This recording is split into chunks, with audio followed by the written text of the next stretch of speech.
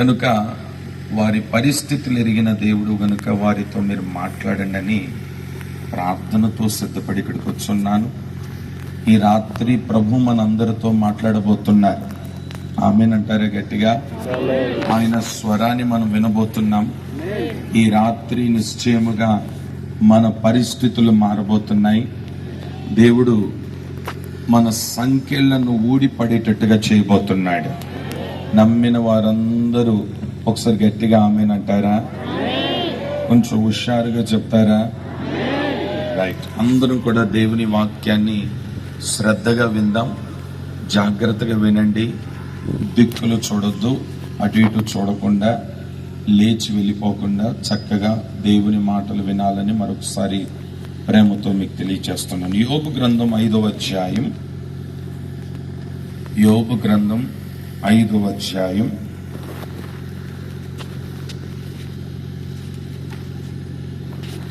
యోబు గ్రంథం 5వ అధ్యాయం 11వ వచనాన్ని చదువుతారు. జాగ్రత్తగా మాటలు మనం ఆలకిద్దాం. అట్లు ఆయన దీనులను ఉన్నత స్థలములలో ఉంచును. దుఃఖపడు వారిని క్షేమమునకు లేవనెత్తును.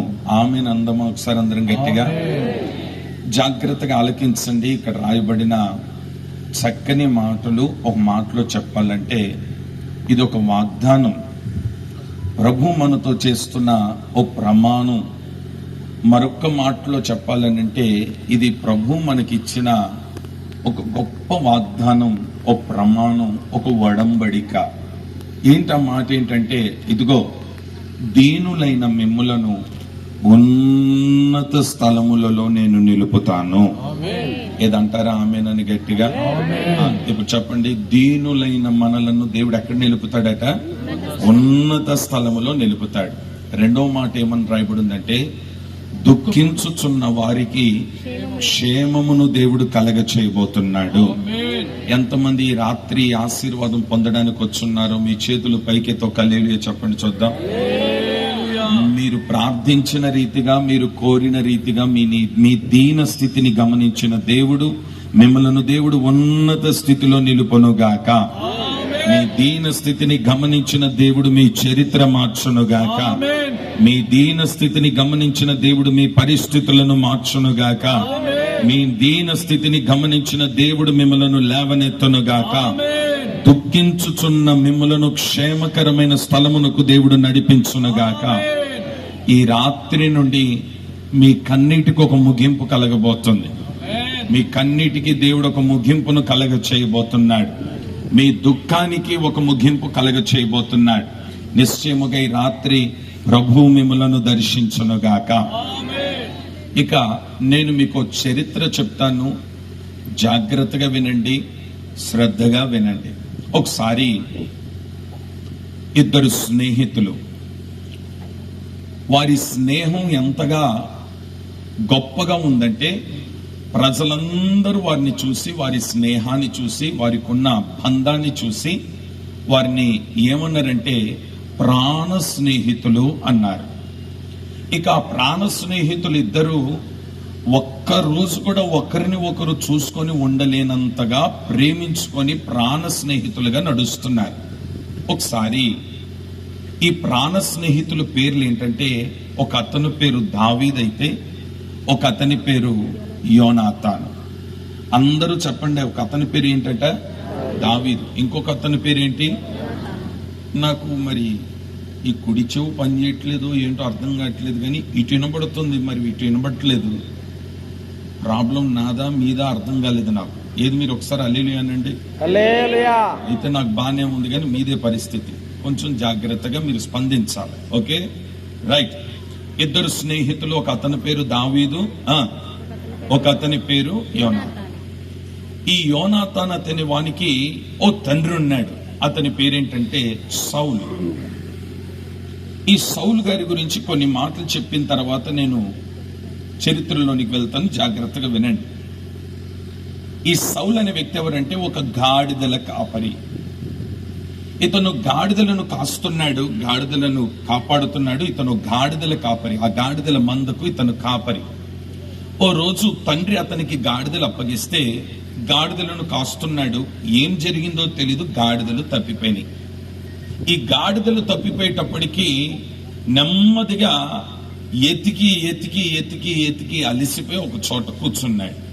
ఈ లోపు దారిన వెళ్తున్న వారందరూ అతన్ని పలకరించి, ఏమండి ఏంటంత బలహీనంగా, ఎంతో దుఃఖంగా, ఏదో వేదనతో బాధగా ఉన్నారేంటి, ఏమైంది, ఏం కావాలి మీకు అని అడిగినారు. వెంటనే అతను చెప్పిన మాట ఏంటంటే, మా తండ్రి నాకు గాడిదలు అప్పగించున్నాడు, ఆ గాడిదలు తప్పిపోయినాయి, వెతికి వెతికి అలిసిపోయినను గాడిదలు దొరకలేదు అన్నాడు. వెంటనే వాళ్ళు చెప్పిన ఒక మంచి మాట లేదా ఒక సలహా ఏంటంటే, మన ఊర్లో ఒక దైవజనుడు ఉన్నాడు, ఆ దైవజనుడి దగ్గరికి నువ్వు వెళ్తే ఆయనతో ఈ బాధలన్నీ చెప్పుకుంటే తప్పిపోయిన నీ గాడిదలు ఎక్కడున్నాయో ఆయన చెప్తాడు, ఆయన ప్రార్థన చేస్తాడు అని చెప్పాడు. వెంటనే తప్పిపోయిన ఈ గాడిదలు తప్పిపోయిన బాధలో ఉన్న ఈ వ్యక్తి సౌలు నెమ్మదిగా దైవజనుడిని వెతుక్కుంటూ వెళ్తున్నాడు. ఈ లోపు పరలోకమందున్న దేవుడట ఆ దైవజనుడిని పిలిచి, దైవజనుడా నీ దగ్గరకు ఒకడు వస్తాడు, గాడిదలు తప్పిపోయినాయి అని వస్తాడు. వచ్చిన వానికి ప్రార్థన చేసి తప్పిపోయిన గాడిదల సంగతి పక్కన పెడితే ఇజ్రాయేలు దేశానికి ఒక రాజు కావాలి, అతనిగా నిన్ను దేవుడు అభిషేకించమన్నాడు అని చెప్పి అతని రాజుగా అభిషేకించు అన్నాడు. అన్నట్టుగానే ఈ సౌలు అనే వ్యక్తి ప్రాంగణంలోనికి వచ్చున్నాడు. రాగానే దైవజనుడు అతన్ని పిలిచి అతనికి చెప్పవలసిన మాటలని చెప్పి చేతిలో ఉన్న తైలపు బుడ్డి తీసుకొని అతని తల మీద పోసి రాజుగా ప్రకటన చేస్తున్నాడు. ఇప్పుడు ఆలకించండి.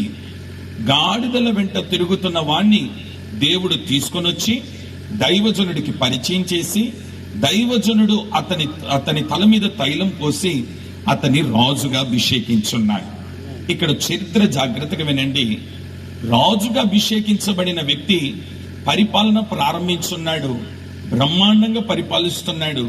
కొన్ని దినాలు దేవుడు అతనికి సింహాసనం ఇచ్చి తన బాధ్యతలు అప్పగించి, దేవుడట ఈ గాడిదల వెంట తిరుగుతున్న ఈ సౌలుని రాజుగా అభిషేకించి దేవుడు తన పని అప్పగించున్నాడు.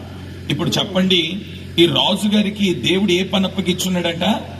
దేవుని పని అని అందరు చూద్దాం. దేవుని పని అప్పగించున్నాడు. ఇప్పుడు ఈ రాజు చేయవలసిన పని ఏంటంటే నమ్మకంగా దేవుని పని చెయ్యాలి. దేవుని పని చేయవలసిన ఈ రాజట కొంతకాలము దేవుని పని చేసి ఇక దేవుని పని మానుకున్నాడు. దేవుని పని మానుకొని సొంత పనులు చేయడం ప్రారంభించున్నాడు. ఏంటా సొంత పని అంటే, ఒకసారి యుద్ధం, ఆ యుద్ధములో శత్రు వెర్రి కేకలు పెడుతున్నాడు. వాడు పెట్టే వెర్రి కేకలను చూసి దేశమంతా కదిలిపోతుంది, రాజు కదిలిపోతున్నాడు, ప్రజలు కదిలిపోతున్నారు, సైన్యము కదిలిపోతున్నారు. చేసేది ఏమీ లేక అందరూ తలదాచుకున్నారు, యుద్ధం చేయలేకపోతున్నారు. ఈ లోపు ఓ చిన్నవాడు, ఇతనెవరో చెప్పనా? అతను గాడిదల కాపరి రాజు అయితే ఇతను గొర్రెల కాపరి. అతను గాడిదల కాపరి, ఇతను గొర్రెల కాపరి. ఈ గొర్రెల కాపరి ఎవరో కాదు, దావీదు. ఈ దావీదు అనే వ్యక్తి తిన్నంగా సౌలు దగ్గరికి వెళ్ళి అంటాడు, రాజా అతనితో ఎందుకు యుద్ధం చేయలేకపోతున్నావు? ఇదిగో వాడితో నేను యుద్ధం చేస్తాను అన్నాడు. అన్నట్టుగానే వెల్లడి యుద్ధానికి క్షణాలలో వాని హతమార్చున్నాడు. నెమ్మదిగా చేతిలో తలబట్టుకున్నాడు. ఈ లోపు సంఘమంతా పాట పాడింది. ఏమని పాట పాడిందంటే, సౌలుకు 1000 మందని, దావీదుకు 10,000 మందని. ఓ మాట చెప్తాను. దావీదు పాట పాడితే సౌలుకు పట్టిన దయ్యం వదిలేసింది. ఈ స్త్రీలందరూ పాట పాడితే ఎక్కడ లేని దయ్యం పట్టుకొచ్చింది వీడికి. ఎవడికి అంటే స్త్రీలు పాడితే దయ్యం పడుతుంది అంటారా? ఆలకించండి. దావీదు గురించి పాట పాడినారు వీళ్ళంతా. ఏమని? 10,000 మంది అని. ఈ పాట విన్నాడట ఈ రాజు. ఈ సౌలు రాజు ఈ పాట వినగానే ఎక్కడ లేని కోపం, ఎక్కడ లేని పగ, ఎక్కడ లేని శత్రుత్వం పెరిగిపోయి ఏదేమైనా సరే ఈ దావీదు అనేవాడు బ్రతుకుండకూడదు అనుకున్నాడు. ఆలకించండి. తలదించుకోవలసిన ఇశ్రాయేలు ప్రజలు ఈ చిన్నవాడైన దావీదు యుద్ధానికి వెళ్ళి శత్రువుని ఓడించి తలదించుకున్న ఇశ్రాయేల్ని తల ఎత్తుకునేటట్టుగా చేసున్నాడు ఈ దావీదు. అంతటి దావీదును చంపాలని నిర్ణయం తీసుకున్నాడు ఈ రాజు. ఇప్పుడు ఆలకించండి, దేవుని పని మానుకొని ఇప్పుడు ఏ పని ప్రారంభించినాడో తెలుసా? ఇశ్రాయేలును తలదించుకున్న వారు తల ఎత్తుకునేటట్టుగా చేసిన ఆ చిన్నవాడైన దావీదును చంపాలని తిరుగుతున్నాడు. ఆ రోజు నుండి ప్రారంభమైంది. ఎక్కడికి వెళ్ళినా ఇతని పనేంటో తెలుసా? యుద్ధం మానుకున్నాడు, కుటుంబాన్ని వదిలేస్తున్నాడు, రాజ్యాన్ని వదిలేస్తున్నాడు, దేవుని పని మానుకున్నాడు, పరిచర్య మానుకున్నాడు, ప్రార్థన మానుకున్నాడు, అన్నిటిని మానుకున్నాడు. రోజు ఉదయకాలం మొదలుకొని రాత్రి వరకు కత్తి పట్టుకుని తిరుగుతున్నాడు దావీదును చంపాలని, దావీదును చంపాలని. ఇక దేవుడు కూడా ఒక నిర్ణయానికి వచ్చినాడు. నేను అప్పగించిన పని మానుకొని దావీదును చంపాలని తన సొంత పని కోసం తిరుగుతున్నాడు గనక ఈడి చేతిలో నుండి నా పని తీసివేస్తున్నానని దేవుడట ఆ గాడిదల వెంట తిరుగుతున్న వాని రాజుగా అభిషేకించి, రాజుగా అభిషేకించిన వానికి దేవుని పని అప్పగిస్తే దేవుని పని చేయట్లేదని దేవుడు అతని చేతిలో నుండి పని తీసేసి ఉన్నాడు. తీసింది మొదలుకొని దేవుడట ఆ సౌలు అనే వ్యక్తిని మరణానికి అప్పగించున్నాడు. ఇప్పుడు చెప్పండి, దేనికి అప్పగించున్నాడు? మరణానికి. ఇక మరణం వెంటాడింది, బ్రతకనివ్వలేదు. గాడిదల వెంట తిరిగిన వాడు రాజు అయినాడు, కానీ పతనమైపోయినాడు. అతని చరిత్ర ముగించింది. అతనితో పాటు అతని కుటుంబం పాడైపోయింది, అతని కుటుంబం మరుగైపోయింది. మొత్తానికి రాజు అనే మాట లేకుండా, సౌలు అనే కుటుంబం పేరు లేకుండా తుడిచివేయబడిపోయింది. అక్కడితో చరిత్ర అయిపోయింది. ఇకపోతే దావీదు చరిత్ర ప్రారంభమైంది. ఈ దావీదు అనే వ్యక్తి గురించి ఒక మాటలో చెప్పాలంటే, గాడిదలు తప్పిపోయినాయని చెప్పి వెతుక్తే అతను దైవజనుడి దగ్గరికి రాగా దైవజనుడు అతని తల మీద తైలం పోసి రాజుగా అభిషేకించినాడు. మరి ఈ దావీదు సంగతి ఏంటి? ఇతనంటో గొర్రెల కాపరి కదా, పాటలు పాడుతున్నాడు, ఆరాధన చేస్తున్నాడు, మందను కాస్తున్నాడు, దేవుని పని కూడా చేస్తున్నాడు. దేవుని పని చేసి ఆసక్తిగా ఎదురు చూస్తున్న ఈ వ్యక్తి ఇప్పుడు ఆలకించండి, సౌలు అనే వ్యక్తి దైవజనుడి దగ్గరికి వెళ్తే ఈ దావీదు అనే వ్యక్తి దగ్గరికి దైవజనుడే వెళ్ళినాడు. ఎంత విచిత్రం! గాడిదలంట తిరుగుతున్న వాడు ఏమండి దైవజనుడి దగ్గరికి వెళ్ళినాడు. దేని కొరకు వెళ్ళినాడు? గాడిదలు తప్పిపోయినాయి అని. ఓ మాటలో చెప్పాలంటే తన సొంత మందనే కాయలేని వాడు ప్రజల్ని ఏం కాయగలడు? ఇప్పుడు అతన్ని తీసుకొని వచ్చి దైవజనుడి దగ్గరికి అప్పగిస్తే దైవజనుడట తన చేతుల్లో ఉన్న తైలపు బుడ్డితో అతను అభిషేకించి రాజుగా ప్రకటన చేస్తున్నాడు. కానీ ఇక్కడ చరిత్ర గమనిస్తే దావీదు అనే వ్యక్తి దైవజనుడి దగ్గర రాలేదు, కానీ దైవజనుడే దావీదు దగ్గరికి వెళ్తున్నాడు. వెళ్ళి ఏమన్నాడో తెలుసా? నువ్వు దేవుని పని చేయడానికి ఆసక్తి చూపుతున్నావు గనక నిన్ను దేవుడు రాజుగా అభిషేకించమన్నాడు. విచిత్రం చెప్పనా? ఇతడేమో తైలములో ఉన్న బుడ్డిలో ఉన్న తైలముతో అతని రాజుగా అభిషేకిస్తే ఈ గొర్రెల కాపరిని కొమ్ములో ఉన్న తైలముతో అభిషేకించున్నాడు. ఎంత వ్యత్యాసం! అభిషేకించి రాజుగా ప్రకటన చేస్తున్నాడు. ప్రకటన చేసిన తర్వాత ఇతని పరిపాలకుడిగా మారి రాజుగా మార్చబడి చక్కగా పరిపాలిస్తున్నాడు. ఇక్కడ నుండి ఆలకించండి, సౌలు చరిత్ర ముగించింది, దావీదు చరిత్ర ప్రారంభమైంది. సౌలు కుటుంబం పతనమైపోయినారు. తన స్నేహితుడైన ప్రాణ స్నేహితుడైన యోనాతాను కూడా చనిపోయినాడు. అంతా అయిపోయింది చరిత్ర. దావీదు చరిత్ర ప్రారంభమైన తర్వాత సింహాసనం మీద కూర్చున్నాడు, పరిపాలిస్తున్నాడు, దేశాన్ని పరిపాలిస్తున్నాడు, బ్రహ్మాండంగా పరిపాలిస్తున్నాడు. దేవుడు అతన్ని హెచ్చించి గణపరుచున్నాడు, గొప్ప చేస్తున్నాడు. ఇప్పుడు జరిగింది ఏంటంటే, ఒకరోజు సింహాసనం మీద కూర్చొని ఇతను ఆలోచనలో పడ్డాడు. ఏంటో ఆలోచన అంటే, ఎక్కడో గొర్రెల కాపరినైన నన్ను, గొర్రెల దొడ్డిలో ఉన్న నన్ను తీసుకుని వచ్చి దేవుడు ఈ సింహాసనము నాకు ఇచ్చున్నాడు కదా, నన్ను ఎంతగా గణపరుచున్నాడు కదా, దేవుడు నా మీద దయ చూపినాడు కదా. చూడండి ఎంత మంచి మాట! దేవుడు నా మీద, ఆ మాట చెప్పండి అందరూ ఒకసారి గట్టిగా, దయ చూపినాడు కదా. గొర్రెల కాపరినైన నా మీద దయ చూపినాడే, గొర్రెల దొడ్డిలో ఉన్న నన్ను నా మీద దయ చూపినాడే, పనికిరాని వ్యక్తిని నా మీద దయ చూపినాడే, అందరి చేత ద్వేషించబడి, దూషించబడి, త్రోసివేయబడిన స్థితిలో ఉన్న నన్ను దేవుడు దయ చూపినడే. ఓ పక్కన తండ్రి ప్రేమ తెలీదు, ఓ పక్కన సహోదరుల ప్రేమ తెలీదు, వీరందరి ప్రేమకు దూరం అయిపోయిన నా పట్ల దేవుడు దయ చూపినడే. దయ చూపినందుకు ఈ రోజు నేను కూడా ఒకరికి దయ చూపాలనుకుంటున్నాను. ఎంత మంచి మనస్సు చూడండి. గాడిదల వెంట తిరిగే వాడిని తీసుకొచ్చి రాజుగా అభిషేకిస్తే, దేవుని పని అప్పగించి చేయమనంటే దేవుని పని మానుకొని సొంత పని చేసినందుకు తన చేతులున్న పని దేవుడు లాగేసుకుంటే, దేవుని పని చేయడానికి ఆతృత పడుతున్న ఈ చిన్నవాణ్ణి పిలిచి రాజుగా అభిషేకిస్తే, సింహాసనం మీద కూర్చొని ఇతను ఏం చేస్తున్నాడో తెలుసా? దేవుని పని చేస్తున్నాడంట. ఏంటా పని అంటే, నా మీద దేవుడు దయ చూపినట్టు గనుక నేను మరొక్కరికి దయ చూపాలి. ఆమేన్. ఈ రాత్రి మాటలు ఉంటున్న దేవుని ప్రజలారా, దయ చూపాలన్న ఆలోచన మంచిదే, కానీ ఇతని ఆలోచనలో దేవుడు సంతోషపడే ఒక గొప్ప ఆలోచన ఏంటో చెప్పనా? నేను దయ చూపుతాను, కానీ ఎవరికి దయ చూపుతానో తెలుసా? నిన్నటి వరకు నన్ను చంపాలని తిరిగిన మా మామగారు ఉన్నారే, సౌలు గారు ఉన్నారే, నిన్నటి వరకు నేను బతికుండకూడదు, నన్ను చంపాలి, నన్ను చంపాలి అని తిరుగుతున్న సౌలు ఉన్నాడే, ఆ సౌలు కుటుంబంలో ఎవరైనా ఒక్కడు ఉన్నా వాడికి నేను దయ చూపుతాను. ఆమేన్. ఇప్పుడు ఎవరికి దయ చూపాలనుకుంటున్నాడంటే, శత్రువు ఇంట్లో ఒకరికి దయ చూపాలి. చూడండి, సౌలు మనస్తత్వం, దావీదు మనస్తత్వాన్ని మనం గమనిస్తే, సౌలు మనస్తత్వం ఏమో ఇశ్రాయేలు ప్రజలు తలదించుకున్న వారిని తల ఎత్తుకునేటట్టుగా చేసి మరలా కనపరిచి శత్రువుని కుప్పగొల్చి ఇశ్రాయేలు ప్రజలకు ఎంత జయమునిచ్చిన దావీదునే చంపాలనుకున్నాడు. కానీ దావీదు ఏమంటాడంటే, నన్ను చంపాలని తిరుగుతున్నా నా సౌలు ఇంటి వారికి నేను దయ చూపుతాను. ఆమేన్. ఈరోజు మనం నేర్చుకోవాల్సిన మాట ఏంటంటే, దేవుని పని చేయడం అంటే ఎలాగుండాలో తెలుసా? నీ శత్రువుకు నువ్వు దయ చూపే వ్యక్తిగా ఉండాలి. ఆమేన్. ఆమె చెప్దామా గట్టిగా? ఇప్పుడు ఆలకించండి. వెంటనే ఈ మాట విన్నారు. ఆయన అలా కూర్చొని మాట చెప్పగానే ఆ ప్రాంగణంలో ఉన్న వారందరూ విన్నారు.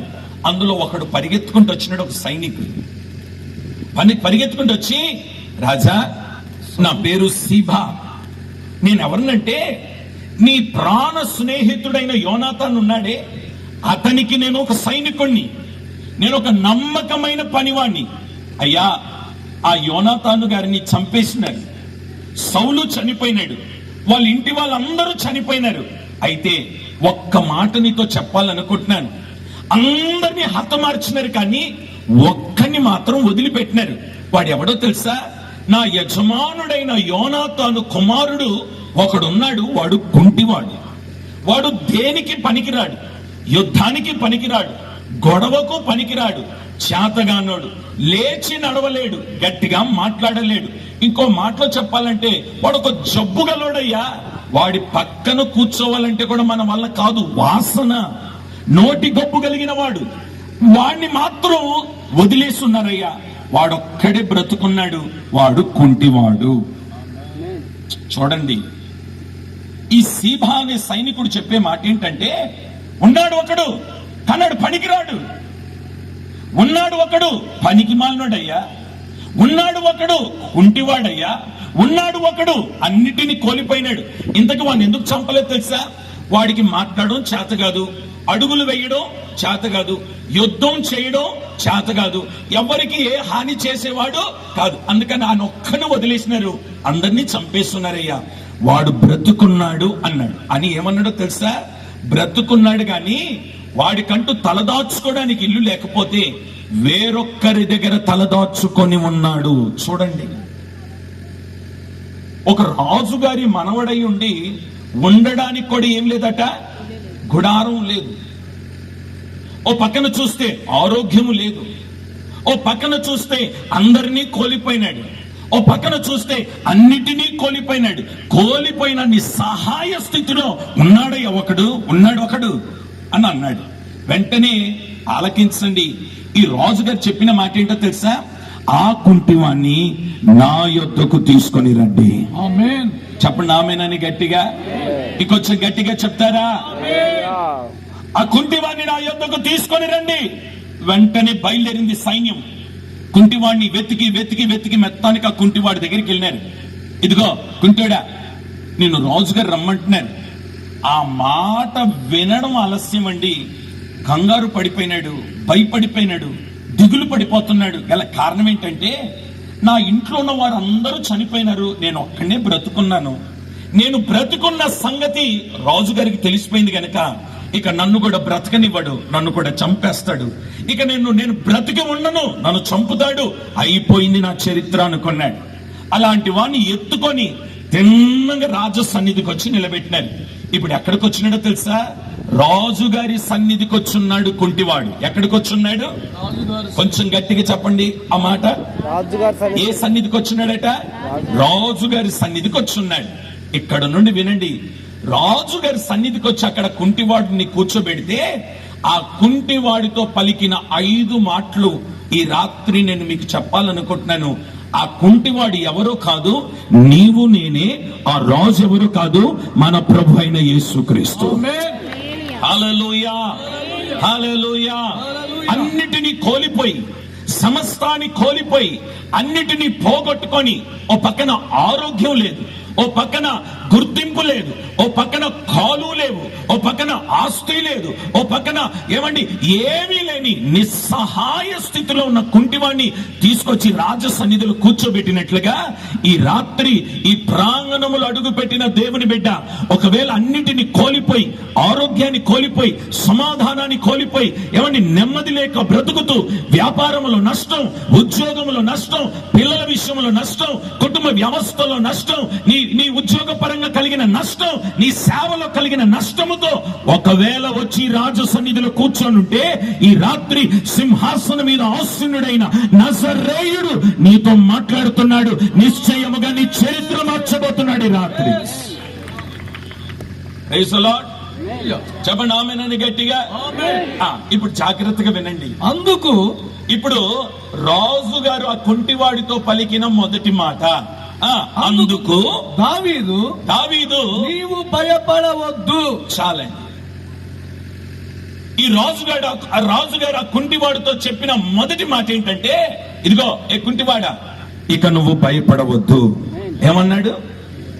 ఇంకొంచెం గట్టిగా చెప్పండి అన్నమాట. భయపడవద్దు. ఈ మాట ఆలకించండి. ఈ కుంటివాడట అన్నిటిని పోగొట్టుకొని, అన్నిటిని కోల్పోయి, సమస్తాన్ని కోల్పోయి, అతనికంటూ ఉండడానికి గుడారం లేక, ఓ పక్కన ఆరోగ్యం లేక, 2 కాళ్ళు లేక, ఓ పక్కన అన్నిటిని పోగొట్టుకున్న స్థితిలో ఇప్పుడు రాజుగారు పిలిచినారు అనే మాట వినగానే భయం భయం భయం భయం. ఏంట భయం అనంటే, ఇక నా చరిత్ర అయిపోయింది, ఇక నన్ను రాజు బతికనివ్వడు, ఇక నేను బ్రతికే ఉండలేను, నన్ను చంపుతాడు అనే భయం అతని పిండుతా ఉంటే ఈ రాజుగారు ఏమంటారో తెలుసా? ఇదిగో కుంటివాడా, ఇక నువ్వు భయపడవద్దు. ఈ రాత్రి రాజ సన్నిధికి వచ్చి కూర్చున్న నీతో ప్రభు చెప్పే మొదటి మాట ఏంటంటే, నేను నీ భయమును కొట్టివేయబోతున్నాను. నీవిక భయపడనక్కరలేదు. ఈరోజు భయము నిన్ను పిండేస్తుంది కదా. ఓ పక్కన రేపేం జరగబోతుందో అర్థం కాక భయపడుతున్నావు. పరిచర్యలను ఎదుర్కొంటున్న భయంకరమైన పరిస్థితులు నీకు భయాన్ని కలుగచేస్తున్నాయి. ఓ పక్కన చూస్తే పిల్లల విషయంలో భయం, ఓ పక్కన ఆర్థిక భయం, ఓ పక్కన ఆరోగ్య విషయంలో భయం, ఓ పక్కన వ్యాపార విషయంలో భయం, ఓ పక్కన వ్యవసాయ విషయంలో భయం. అన్నిటిలో ఓడిపోయిన స్థితిలో భయం భయం భయం నిన్ను పిండి వేస్తా ఉంటే నిన్ను చూసిన దేవుడు, నీ భయాన్ని చూసిన దేవుడు ఈ రాత్రి చెప్తున్నాడు, నీ వచ్చి నా సన్నిధిలో నిలబడ్డావు, ఇక నువ్వు భయపడనక్కరలేదు. కోల్పోయిన స్థితిలో, పోగొట్టుకున్న స్థితిలో, అవమానపరచబడిన స్థితిలో, సమస్తాన్ని పోగొట్టుకొని నీ సహాయ స్థితిలో నిట్టూర్పు నీవు విడుస్తున్నవే. అయ్యా, నా కళ్ళెదురుగా చూస్తున్న నా పిల్లలు ఇలాగ శాపగ్రస్తులుగా ఉన్నారు అని భయపడుతున్నావు. ఓ పక్కన చూస్తే ఆర్థిక ఒత్తిడి నీకు భయానికి గురి చేసింది. ఓ పక్కన చూస్తే నీ సమస్యలు నేను అడుగులు వెయ్యనివ్వకుండా చేస్తున్నాయి. ఓ పక్కన చూస్తే ఇంట్లో సమాధానం లేదు. ఓ పక్కన గర్భఫలం లేదు, ఓ పక్కన వివాహం కొరకు ఎదురు చూస్తున్నావు, వయసు పెరిగిపోతుంది, వివాహం జరగట్లేదు. ఓ పక్కన సంతానం లేదు, ఓ పక్కన పిల్లలు చూస్తే నీ మాట వినక ఏం జరుగుతుందో, ఏమైపోతారో అర్థం కాని ఒక భయం. ఈ రోజుల్లో ఆలకించండి, ఆ మధ్య కరోనా అనే ఒక రోగం వచ్చింది కదా. ఈ రోగానికి చనిపోయిన వారు ఎంతమంది అని సర్వే చేస్తే అందులో 50% రోగంతో చనిపోతే భయంతో చనిపోయిన వారు ఇంకొక 50%. రోగం రాకముందే, ఏమి జరగముందే ఇంట్లో ఎవరికైనా వచ్చినా, పక్కింటోళ్ళకి వచ్చినా ఆ వార్త విని భయపడి చనిపోయిన చరిత్రలు ఉన్నాయి కదా. నేను అంటాను, భయం నిన్ను నెమ్మది లేకుండా చేస్తుంది కదా, భయము నీకు సమాధానము లేకుండా చేస్తుంది కదా, భయము ఏ పని చేయనివ్వకుండా నిన్ను రోజు రోజుకి కృంగదీస్తుంది కదా. ఈ రాత్రి మాటలు వింటున్న దేవుని బిడ్డలారా, ఏ విషయమై నువ్వు భయపడుతూ ఇక్కడికి వచ్చున్నావో ఈ రాత్రి నా దేవుడు నీ భయమును కొట్టివేయును గాక. ఓ మాట చెప్తాను. ఒకసారి శత్రువులట దండెత్తుకొని యుద్ధము చేయడానికి ఓ దేశం మీద పడి ఆ దేశాన్ని పాడు చేయడానికి యుద్ధానికి బయలుదేరినారు. వచ్చి ఆ మైదానంలో ఉన్నారట. ఇక రేపు ఉదయకాలం ఈ దేశం మీద పడాలి, ఆ దేశాన్ని నాశనం చేయాలి, ఆ దేశంలోని అన్ని వారు స్వాధీనం చేసుకోవాలని శత్రువు బయలుదేరారు. వచ్చిన శత్రువు ఆ మైదానంలో ఉన్నారని వీళ్ళు తెలుసుకొని నెమ్మదిగా వెళ్ళి ఆ మైదానంలోకి అలా చూస్తున్నారట. చూస్తే వాళ్ళు ఎంతమంది ఉన్నారో చెప్పనా? వాళ్ళ గురించి బైబిల్లో రాయబడింది, వారు మిడతల వలెను ఇసుక రేణువుల వలెను వారక్కడ పరుండి ఉండిరి. ఇప్పుడు వారు లెక్క పెట్టలేనంత విస్తారముగా వచ్చి మైదానంలో ఉంటే భయపడిపోయినారు, కంగారు పడిపోయినారు. రేపు ఉదయకాలం ఏం జరుగుతుందో అర్థం కావట్లేదు. ఇక నెమ్మదిగా దిగులు పడుతూ ఆ ఊరు, ఆ దేశ ప్రజలందరూ, యవనస్తులు ఉన్నారు, యోధులు ఉన్నారు, అందరూ ఉన్నారు. కానీ వారికి సరైన ఆయుధాలు లేక, వారికి సరైన బలగం లేక, సరైన బలము లేక భయపడిపోతున్నారు.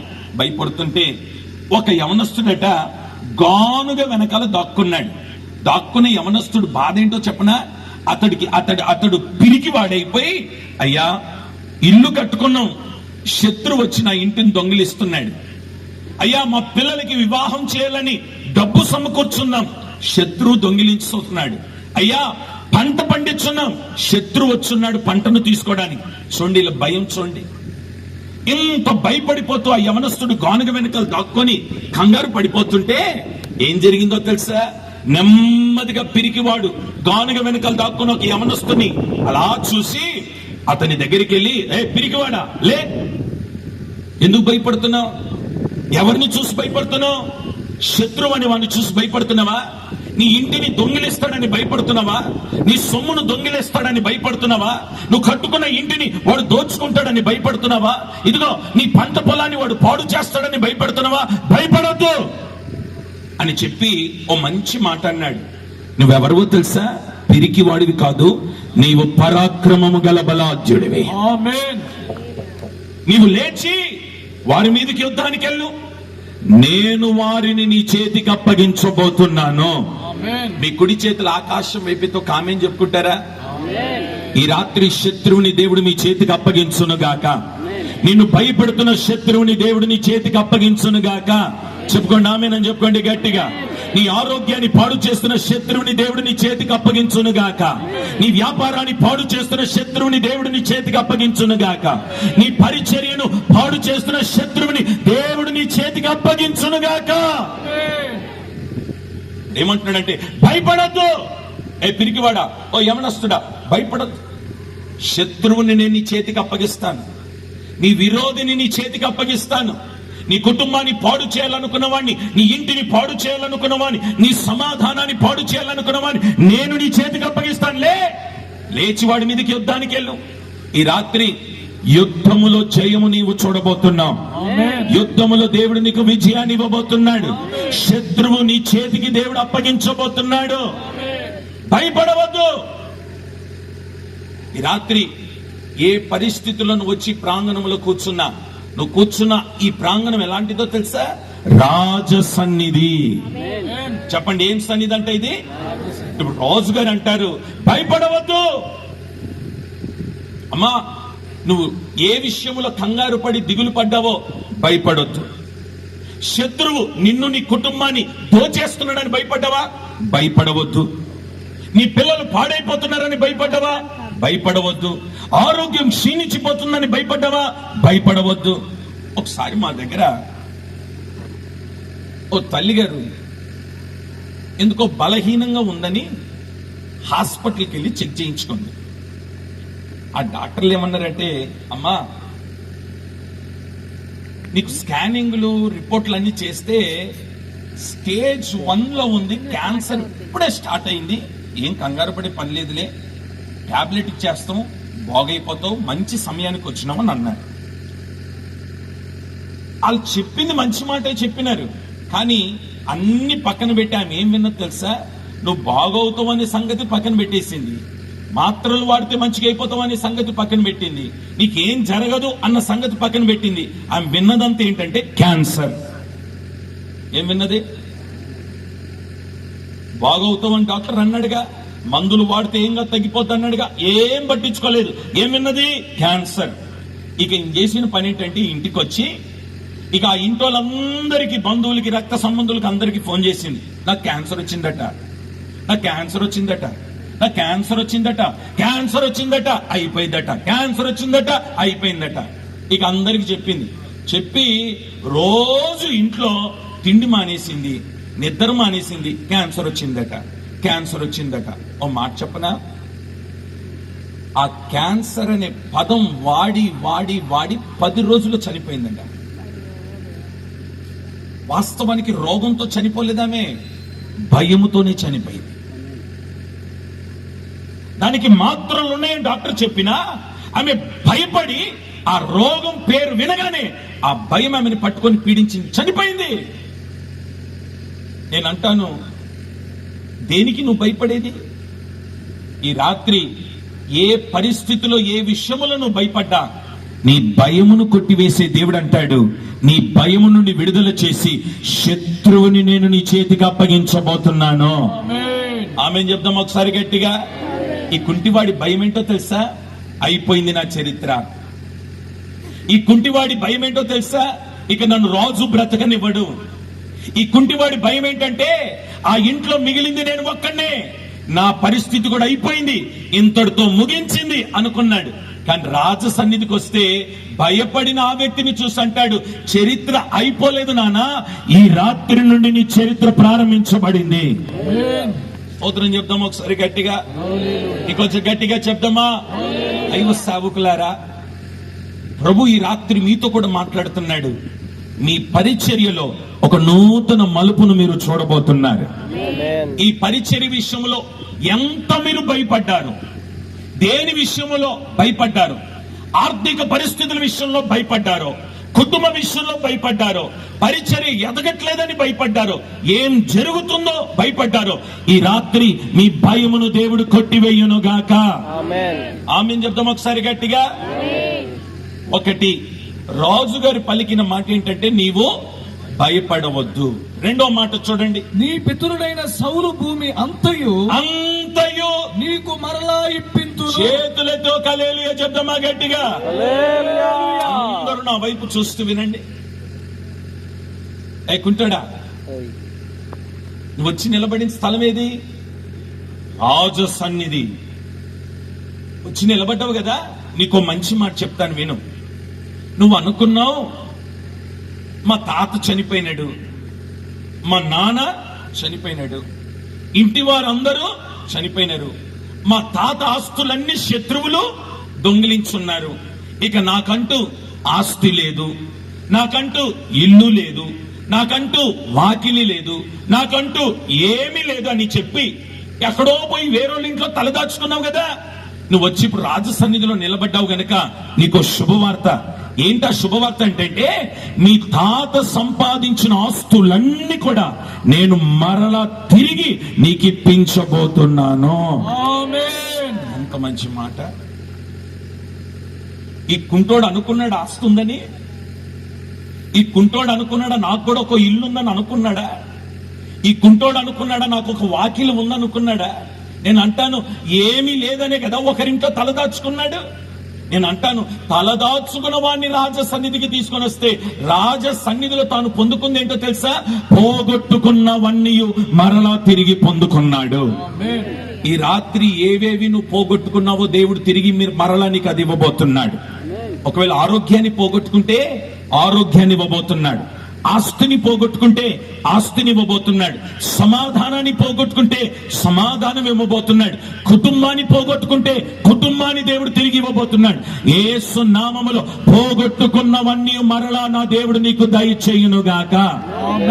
ఇప్పుడు నాతో మీరు చెప్పాల్సిన మాట ఏంటంటే, పోగొట్టుకున్నవన్నీ మరలా పొందుకోవాలంటే మనం నిలబడవలసిన స్థలం ఏది?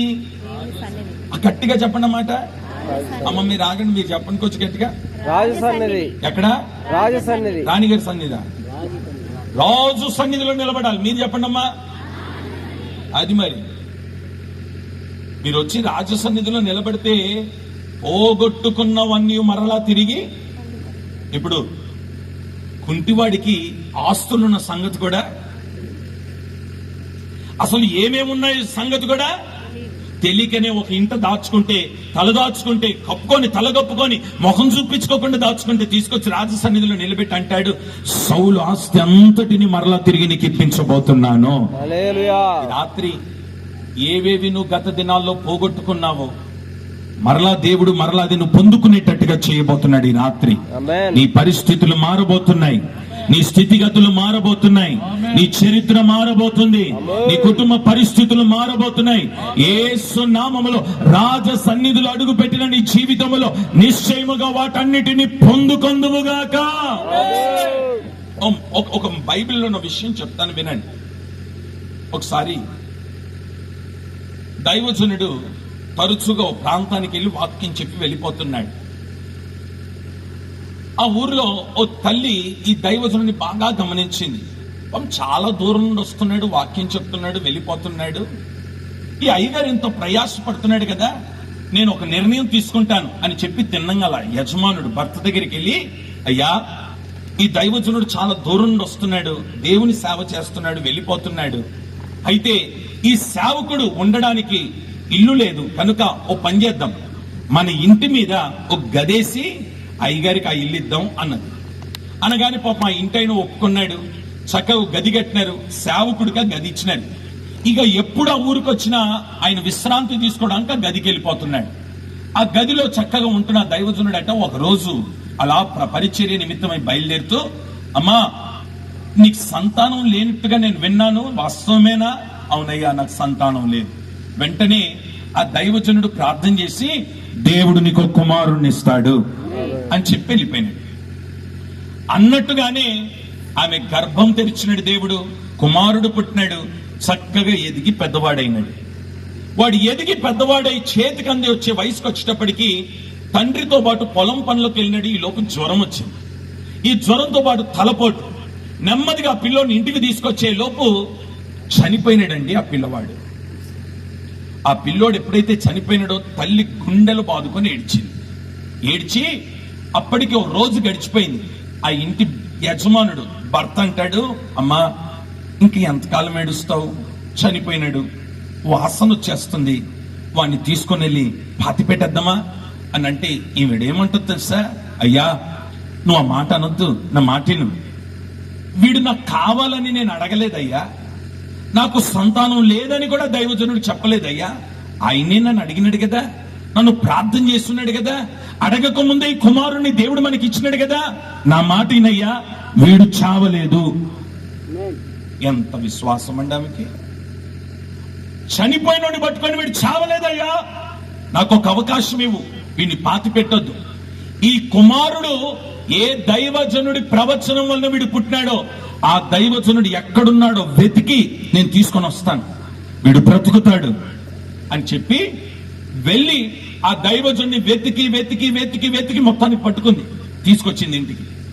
ఈ తెచ్చి ఈ చచ్చిన శవాన్ని తీసుకుని వెళ్ళి ఆ దైవజనుడికి ఇచ్చిన గదిలో ఆ పడక మీద పడుకోబెడితే ఈ దైవజనుడు తిన్నంగా గదిలోకి వెళ్ళిపోయినాడు. అప్పటికే వాసన కంపు కొట్టేస్తుంది. శవం అలా పడుకోబెట్టినాడు. ఆ శవం మీద ఈ పడుకొని దైవజనుడు నోట్లో నోరు పెట్టి అని ఊపి ఆ శవములో ఎప్పుడైతే ఈయన శ్వాస వదిలినాడో సచ్చిన శవం లేచి కూర్చోండి. హల్లెలూయా. వినండి, ఆ పిల్లవాడు బ్రతికినాడు, బట్టకట్టినాడు, బానే ఉన్నాడు. ఈ లోపు ఈ దైవజనుడు ఏమన్నాడంటే, అమ్మా నా మాట విను, మీరు ఇప్పుడు ఉంటున్న ఈ దేశంలో కరువు రాబోతుంది, భయంకరమైన పరిస్థితులు వస్తాయి, మీకు ఆహారం దొరకదు. నా మాట విని ఈ దేశాన్ని వదిలిపెట్టి ఆ పక్క దేశానికి వెళ్ళండి, అక్కడ కరువు లేదు, మీకు ఆహారం దొరుకుతుంది. మరలా దేవుడి దేశమును దర్శించేంత వరకు మీరు అక్కడనే ఉండాలి, దర్శించిన తర్వాత మరలా తిరిగి ఇక్కడికి రండి అన్నాడు. దైవజనుని మాట విని ఇల్లు వదిలేస్తున్నారు, సొంత ఇల్లుంటే ఇల్లు వదిలేస్తున్నారు, పొలం ఉంటే పొలాన్ని వదిలేస్తున్నారు, పంటను వదిలేసినారు, అన్నిటిని వదిలిపెట్టి కుటుంబాన్ని తీసుకుని వెళ్ళిపోయింది. 7 సంవత్సరాలు అక్కడ ఉంది, ఆకలి తీర్చబడింది, చక్కగా ఉన్నారు, అంతా బాగుంది. వాళ్ళు విన్న వార్త ఏంటో తెలుసా? మరలా దేవుడు మీ దేశమును దర్శించున్నాడు, బాగుపడ్డది, ఆహారము దొరుకుతుంది, వెళ్ళండి అనగానే పిల్లోని తీసుకుంది, భర్తను తీసుకొని తిన్నంగా ఇంటికి వచ్చింది. ఇక్కడ వినండి, ఇంటికి వస్తే ఆ ఇంట్లో వేరేళ్ళు కాపురం చేస్తున్నారు. ఇదేంటి, ఇది నా ఇల్లు కదా, వేరేళ్ళు ఉన్నారేంటి అని బాధపడ్డది. మరలా నెమ్మదిగా పొలం దగ్గరికి వెళ్ళింది. అప్పటికే విత్తనం వేసుకున్నారు, పంట పండించుకున్నారు, కోసుకుంటున్నారు, తింటున్నారు, వేరేళ్ళు పండించుకుంటున్నారు. ఈ రెండు చూసి చేసేది ఏమీ లేక ఎవ్వరి దగ్గరికి వెళ్ళలేదు, ఏ మనుష్యుడి దగ్గరికి వెళ్ళలేదు, ఎవ్వరి ఇంటికి వెళ్ళలేదు, ఏ బంధువుల దగ్గరికి వెళ్ళలేదు, ఏ రక్త సంబంధుల దగ్గరికి వెళ్ళలేదు. ఎక్కడికి వెళ్ళిందో తెలుసా? తిన్నంగా వెతుక్కుంటా రాజు సన్నిధికి వెళ్ళి నిలబడింది, రాజుగారి గుమ్మం దగ్గరికి వెళ్ళి నిలబడింది. ఇప్పుడు వినండి, ఈమె బాధంతో రాజుగారికి చెప్పాలని వెళ్తే ఆ రాజుగారి దగ్గర ఒక పనివాడు నిలబడి ఈ దేశ చరిత్ర అంతా చెప్తున్నాడు. చెప్తూ ఈ పనివాడు రాజుగారికి ఒక మాట చెప్పినాడు, అయ్యా మన ఊరికో దైవజనుడు వచ్చేవాడు, ఓ తల్లి ఉండేది, ఆయనకు ఒక గది కట్టింది, ఆ దైవజనుడు ఆ గదిలో ఉండేవాడు, ఈమెకు పిల్లలు లేరు, వాళ్ళ భర్త ముసలివాడు. అయితే ఆ దైవజనుడు ప్రార్థన చేస్తే వాళ్ళకి పిల్లోడు పుట్టినాడు, వాడు ఎదిగి పెద్దవాడైనాడు, వాడు చనిపోయినాడు, చనిపోయిన పిల్లవాడిని ఈ దైవజనుడు ప్రార్థన చేస్తే వాడు బ్రతికినాడు అని చరిత్ర అంతా చెప్పింది. ఈ లోపు రాజుగారు ఆమెను అలా గుమ్మం దగ్గర కూర్చున్న ఆ నిలబడిన వ్యక్తిని చూసి, ఏమ్మా ఎవరు నువ్వు అన్నాడు. ఈయన ప్రశ్న వేయగానే పనివాడు ఆమెను చూసి వెంటనే చెప్పిన మాట ఏంటో తెలుసా? ఇప్పటి వరకు ఎవరి చరిత్ర అయితే నీతో చెప్పినానో ఆమెనే అయ్యా, ఆమె అక్కడ నిలబడిన ఆవిడే, ఆమెనే అన్నాడు. వెంటనే ఆమెను పిలిపించి ఈ రాజుగారు అడిగిన మాట ఏంటో తెలుసా? ఏమ్మా అంత దుఃఖంగా, అంత బాధగా, అంత వేదనగా ఉన్నావు, ఏమైంది నీకు అని అడిగితే నెమ్మదిగా చెప్పింది, అయ్యా దైవజనుడు చెప్పినడని ఆయన మాట విని నా సొంత ఇంటిని విడిచిపెట్టి, నా పొలాన్ని విడిచిపెట్టి, నా పంటను విడిచిపెట్టి ఆ దేశానికి వెళ్ళాను. మరలా దేవుడి దేశాన్ని దర్శించినడని తిరిగి నేను వస్తే నా ఇంట్లో వేరోలు కాపురం చేస్తున్నారు, నా పంటను వేరోలు పండించుకుంటున్నారు, బాధంతో చెప్పింది. రాజుగారు చెప్పిన మాట ఏంటో తెలుసా? అమ్మా నువ్వు భయపడవద్దు అని చెప్పి ఆమెతో చెప్పిన ఒక అద్భుతమైన విషయం చెప్తాను వినండి. ఏ ఇంటిని శత్రువులు దోచుకున్నారో, ఏ ఇంట్లో వేరోళ్ళు ఉన్నారో ఆ ఇల్లు తిరిగి నేను మరలా నీకు ఇప్పించబోతున్నాను. హల్లెలూయా. ఆమెనంటారు ఒకసారి గట్టిగా అన్నాడు. రెండవది, పొలం ఉందే, పొలాన్ని కూడా మరలా తిరిగి నీకు ఇప్పిస్తాను. కానీ విచిత్రమైన విషయం ఏంటో చెప్పనా? ఇల్లు ఇప్పిస్తానన్నాడు, బాగానే ఉంది, పొలం మరలా ఇప్పిస్తానన్నాడు, బాగానే ఉంది.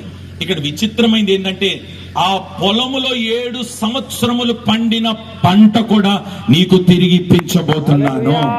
ఇది కదా అద్భుతం అంటే.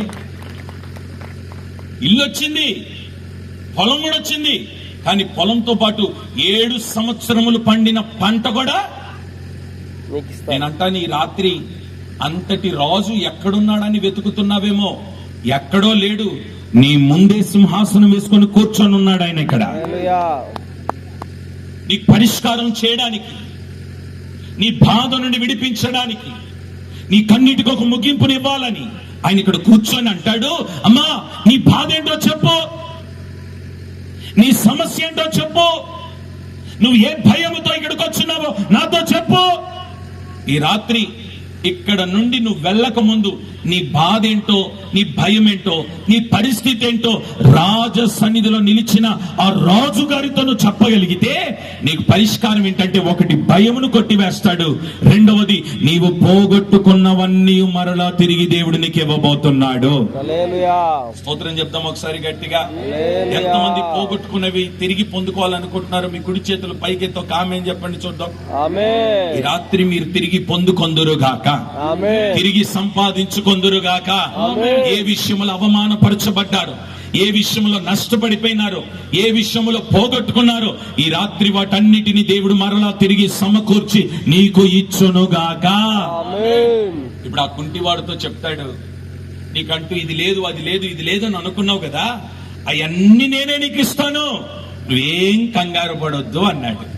ఇప్పుడు మూడో మాట చెప్తాను, జాగ్రత్తగా చూడు, వినండి. మరియు నీవు సదాకాలము నా బల్ల యొద్దనే భోజనము చేయదు అని సెలవీయగా. ఆమేన్ చెప్పండి ఒకసారి గట్టిగా. ఇప్పుడు మూడో మాట ఏంటో తెలుసా?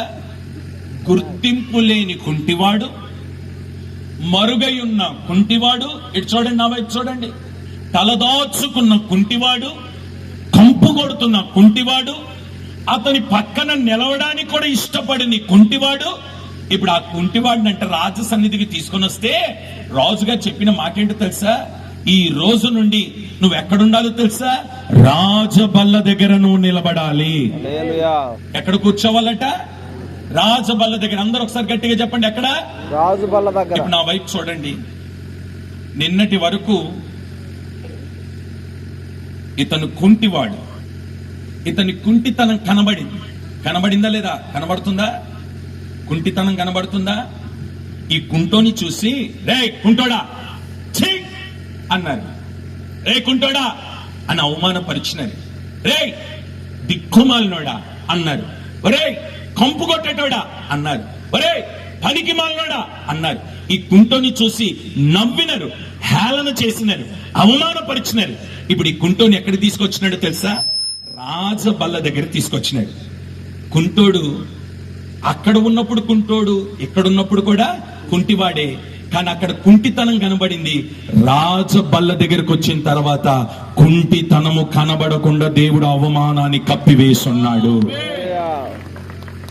స్తోత్రం చెప్దాం ఒకసారి గట్టిగా. హల్లెలూయా. ఇక్కడ ఉన్నంతసేపు కుంటివాడే, రాజబల్ల దగ్గరికి వచ్చిన తర్వాత కుంటితనం కనబడుతుందా? మాట్లాడరేటి? కనబడుతుందా? నేను అంటాను, రాజ సన్నిధికి వచ్చిన నిన్ను రాజబల్ల దగ్గర దేవుడు నిలబెడితే నీ కుంటితనమును దేవుడు కప్పివేయునుగాక.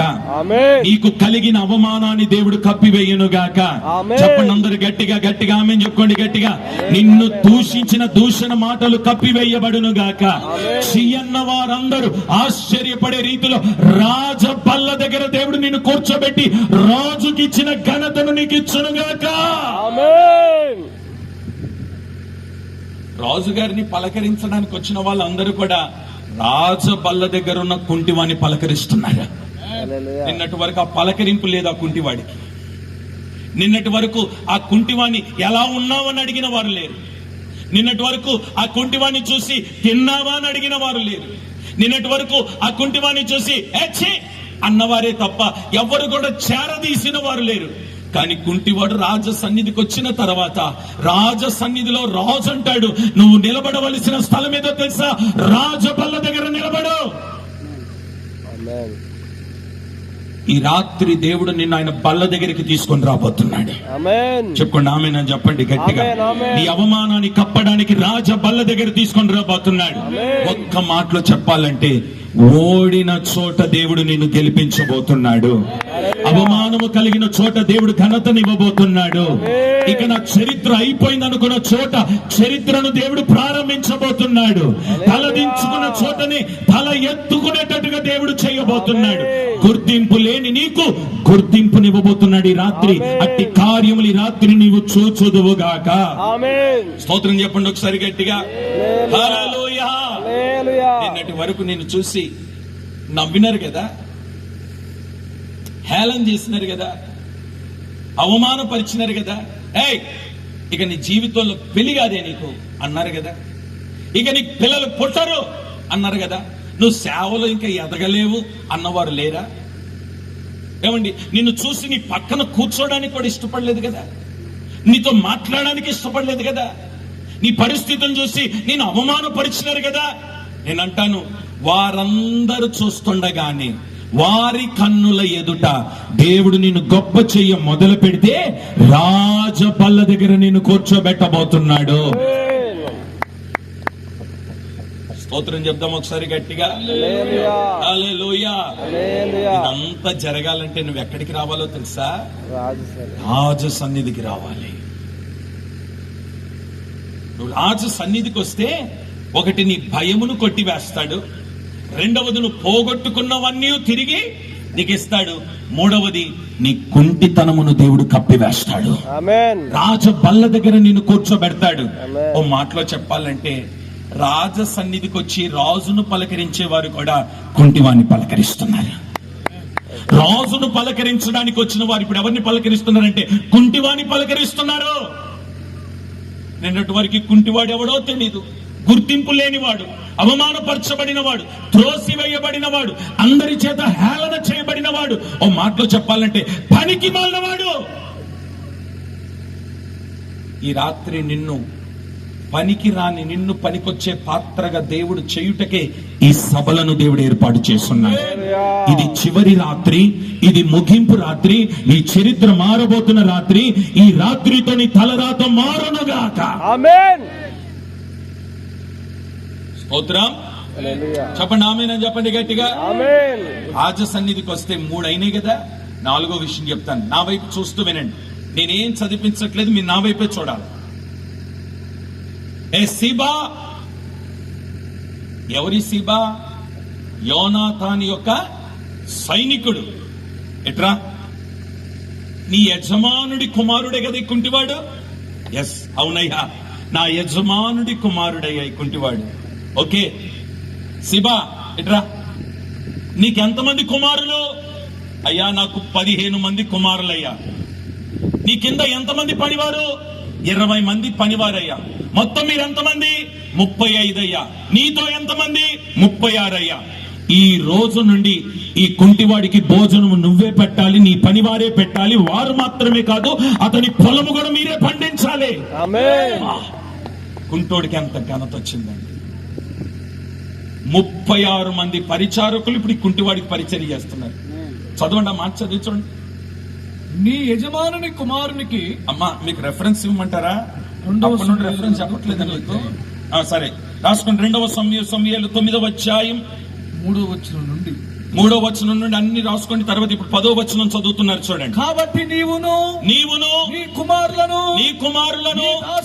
నీ దాసులను అతని కొరకు ఆ భూమిని సాగుబడి చేసి, అతని కొరకు అనగా ఈ కుంటివాడి కొరకు భూమిని సాగు చేసి, నీ యజమానుని కుమారునికి భోజనమునకై, నీ యజమానుని కుమారుడి భోజనమునకై ఆహారము కలుగునట్లు నీవు దాని పంటను తేవలను. నీ యజమానుని కుమారుడైన మఫీబోషెతు ఎల్లప్పుడు నా బల ఎదురే భోజనము చేయనని సెలవిచ్చెను. ఈ సీబాకు, ఇక వినండి, ఈ సీబాకు 15 మంది కుమారులు, 15 మంది కుమారులు, 20 మంది దాసులను ఉండి, 20 మంది దాసులు ఉండిరి. చేతులతో కమెంట్ చెప్పండి ఒకసారి గట్టిగా.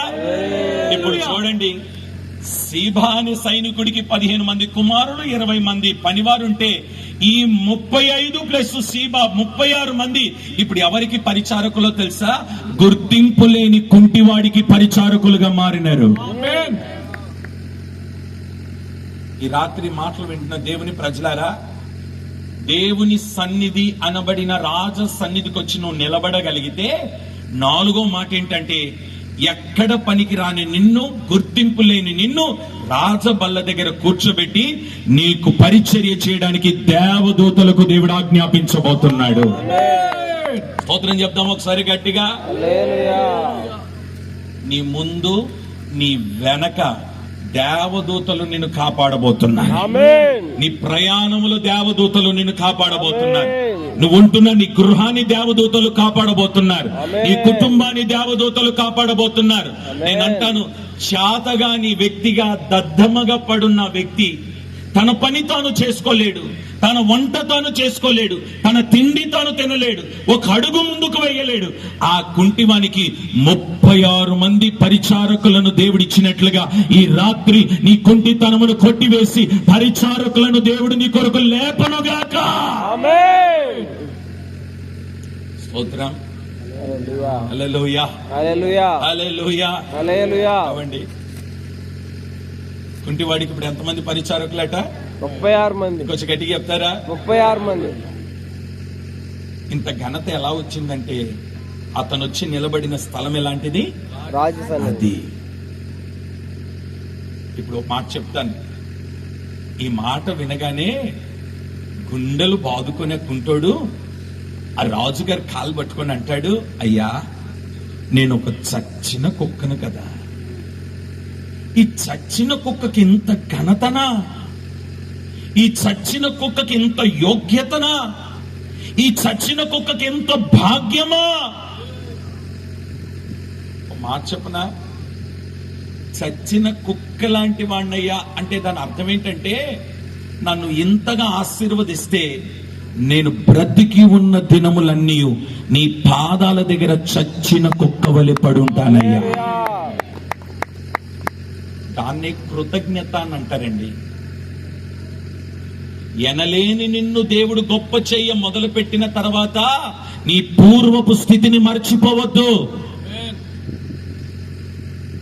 మన భక్తులు కొందరు ప్రార్థన చేస్తారు. ఆ ప్రార్థన ఎలాగుంటుందో చెప్పనా? చూడండి నన్ను చూడండి. ప్రభు పాదాలు పట్టుకొని, ప్రభా నేను చచ్చిన కుక్కనయ్యా. ఇంకొకడు అంటాడు నేను పందినయ్యా అంటాడు. సరే ఆడు కుక్క అన్నాడు, ఈడేమో పంది అన్నాడు. ప్రార్థన అయిపోయిన తర్వాత నా లాంటి వాడు వెళ్ళి ఎరా కుక్క అని వాడిని అంటే వాడు ఊరుకుంటాడా? మాట్లాడరేటి? ఆడు పంది అన్నాడు, ఆడి దగ్గరికి వెళ్ళి ఎరా పంది లే అన్నాను అనుకో, ఆడు పంది స్వభావం అప్పుడు బయటికి. మరి ఎందుకు ఈ ప్రార్థనలు కుక్క పంది అని అనుకోవడం ఎందుకు? నేను అంటాను దాని అర్థం ఏంటో చెప్పనా? దాని అర్థం ఏంటో చెప్పనా? ఈ కుంటివాడు ఆ మాట అనడం గల కారణం ఏంటంటే అసలు దేనికి పనికి రాని నన్ను తీసుకొని వచ్చి రాజబల్ల దగ్గర కూర్చోబెట్టి 36 మంది పరిచారకులు నాకు ఇస్తే నా జీవిత కాలం అంతా అయ్యా నీ పాదాల దగ్గర పడి ఉంటానయ్యా. ఆమేన్. అది దాని అర్థం. ఈరోజు చాలా మందికి ఆ కృతజ్ఞత లేదండి. బైబిల్ ఏమని చెప్తుందంటే దేవుడు నిన్ను హెచ్చించే కొలది నువ్వేమై ఉండాలట? తగ్గించుకొని ఉండాలి. నీకు స్థానాన్ని ఇచ్చినా, ఒక స్థాయిని ఇచ్చినా, ఒక ఘనతనిచ్చినా, దేవుడు నిన్ను గొప్ప చేసినా ప్రతి క్షణం నువ్వు చెప్పాల్సిన మాట ఏంటో తెలుసా? నేనేమై ఉన్నానో అది దేవుని కృప. ఆమేన్. సింహాసనం మీద రాజు గారిని కూర్చోబెట్టి, దావీదు గారిని కూర్చోబెట్టి, నీకేంటయ్యా నీకు సింహాసనం ఇచ్చినట్టు దేవుడు గొప్పోడు అయిపోయినావు, నువ్వు రాజు అయ్యా అని అంటే ఆయన ఏమంటాడో తెలుసా? నేను గొర్రెల కాపరిని, నేను గొర్రెలను కాసేవాణ్ణి, నేను మందను కాసేవాణ్ణి, నేను నాకంటూ దిక్కుముక్కు లేని వాణ్ణి. నా మీద దేవుడు దయ చూపినాడు కనుకని ఈ సింహాసనము నాకు ఇచ్చున్నాడు. జీవిత కాలం అంతా జ్ఞాపకం చేసుకున్నాడండి. ఆమేన్. నేను అంటాను పూర్వ స్థితిని, గత స్థితిని మరిచిన వాడు దేంతో సమానము చెప్పనా? పందితో సమానం, కుక్కతో సమానం అన్నాడు. స్తోత్రం చెప్పండి ఒకసారి గట్టిగా. హల్లెలూయా. అందుకని ప్రతిరోజు కృతజ్ఞతాస్తుతులు చెల్లించాలి. ఏం చెల్లించాలట?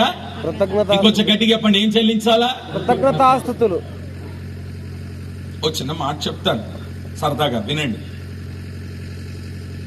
ఇదే ఎండాకాలంలో ఓ పెద్ద ఆయనకు పేరు మీసాల ఆసామి.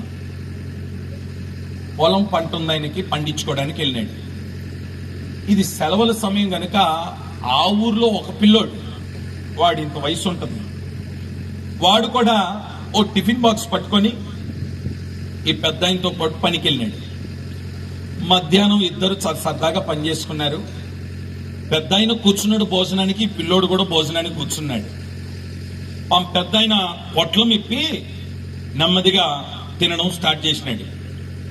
ఈ పిల్లోడు ఉన్నాడు, ఈ పిడుగు, ఈడు పొట్లం ఇప్పినాడు. వీడు తినకుండా ఆ భోజనం మీద చేతులు పెట్టి, ప్రభువా ఈ ఆహారము నీవు నాకు ఇచ్చినందుకై, మీరు ప్రార్థన చేయరా?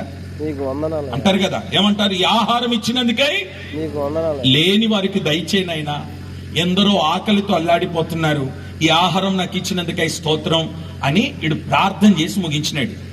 ఈ లోపు ఈ పెద్ద ఆయన ఉన్నాడే మీసాల ఆసామి, తినడం ఆపేసి ఈయన్ని చూస్తా ఉన్నాడు. రే అబ్బే, ఇప్పుడు వరకు ఏమో గునిగిన వెంటరా అన్నాడు.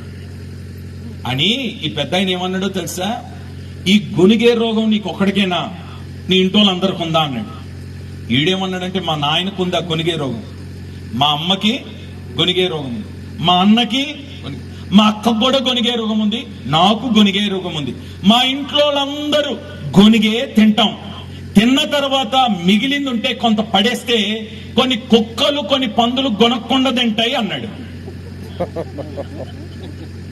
అర్థమైందన్నవారు కల్లేలు చెప్పండి చూద్దాం. హల్లెలూయా. కొన్ని కుక్కలు కొన్ని పందులు గొనక్కుండా తింటాయి అని అంటే, ఈడు ఆ మీసాల ఆసామిని అన్నట్ట, కుక్కనన్నట్ట. ఇక అంటే ఏంట్రా అన్నాడు ఆయన. ఈయనేమన్నాడు, అది అంతే అన్నాడు. ఇక చేసేది ఏమి లేక ఈడు ఏం గొనిగినాడో ఆ మీసాల ఆసామి కూడా గొనిగే తిన్నాడు ఆ తర్వాత. హల్లెలూయా. నేను అంటాను, గొనగడం అంటే ఏంటంటే, దేవుడు నీకు ఇచ్చిన ప్రతి విషయములో కృతజ్ఞతాస్తుతులు. హల్లెలూయా.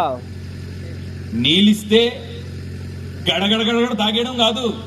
నీళ్లు పట్టుకున్నావా, ప్రభా ఎందరికో లేని ఈ నీటిని నాకు దీన్ని ఆశీర్వదించు, తాగు. ఆహారం ముందుకు వచ్చినవా, ప్రార్థన చేసుకొని తిను. ఏదైనా ఒక వస్తువు దేవుడిచ్చినాడా, ప్రార్థన చేసుకొని దాన్ని వాడు. ఏ విషయంలోనైనా నువ్వేం చెల్లించాలంటే కృతజ్ఞత స్తుతులు చెల్లించాలి.